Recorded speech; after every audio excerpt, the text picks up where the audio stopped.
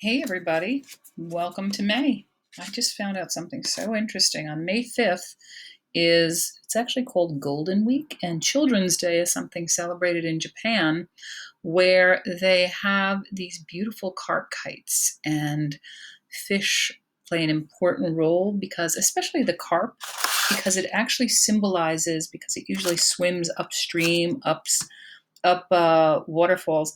It symbolizes resilience, uh, hard work, strength, health. And so what we're going to do is we're going to make either a carp kite, a little hard to see the whole thing. Oops, let me move this guy out of the way.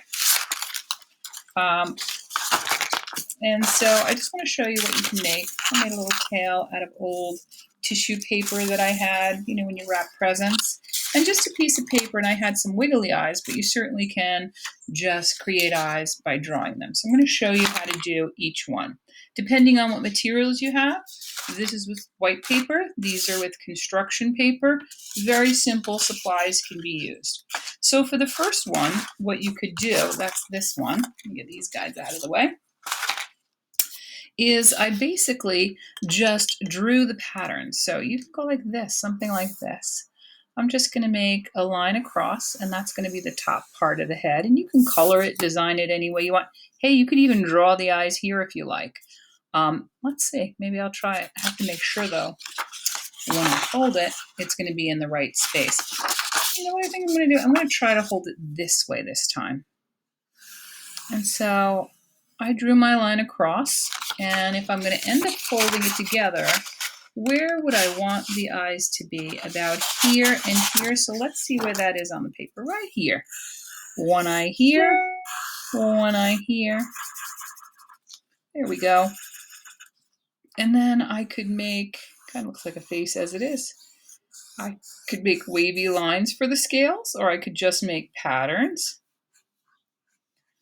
Or I could do a combination of both. Maybe I'll make zigzag lines. I can repeat my lines if I want, or I can draw different ones each time.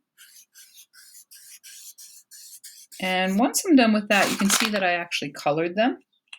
And then I folded it like this to put it together. And that was the top of my carp kite. I also put a piece of string so that I could hang it up, and then you could see these sort of almost looking like the fish's tail going through the water.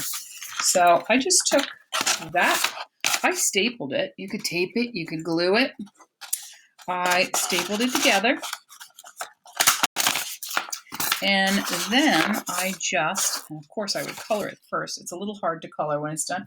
I took some old tissue paper I had from wrapping a present, and I just cut it into strips. I didn't even unfold it. I just cut it into strips like this. And that became part of the fish's tail that would blow in the breeze. So they're kites and banners and flags that hang outside the home. And then you just use your glue to stick it in there and let it hold on. So that is one type of thing we can make, okay? The other one I was thinking of, and I kind of like it because it almost looks like, you could play with it. This one here. Check it out.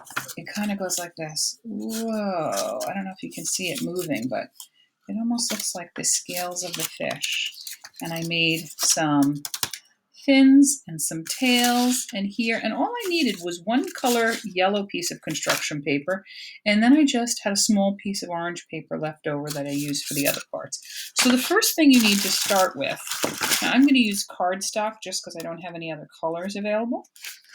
I'm going to turn my rectangle into a square, and the way I do that, and you can have a grown-up help you if you need for this part especially, I'm going to take this point and I'm going to line this side and this side up. So I'm going to go like this. And when they match, I'm going to press.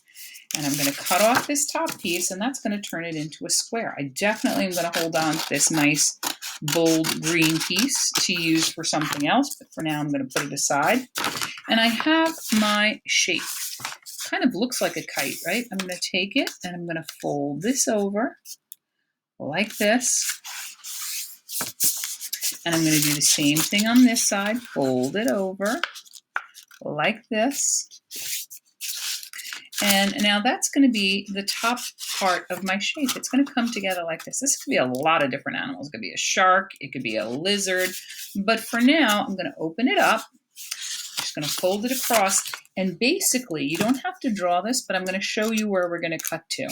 We're going to cut straight across to the fold. Straight across to the fold, all the way up to about here. Don't go past that because that's going to be the head, but you're going to do it all in between. So I'm going to go like this. I'll start right here and I stop once I reach the line. Don't stop too short because then it won't bend. I'm going to do more than I actually drew because I just stopped there. Up, up, up, up, up, up. Did I miss that one? I think I did. So busy talking. Up, up, stop. Don't go all the way across or you'll cut it off. So stop when you reach that fold. You can add as many cuts as you want. And then I'm going to just round this out so his mouth isn't so pointy, unless he's a shark. I just cut off the point and left it rounded. So now when I open it up, I have this and this going together. So you see how I made that shape? Now see if I don't cut it enough, it doesn't bend in all the right spaces. So make sure you cut it enough. I'm going to take my glue. I'm going to add a little bit of glue here. Only on one side. You can use a glue stick if you prefer. I like to just rub my glue flat. And then I fold it underneath like that.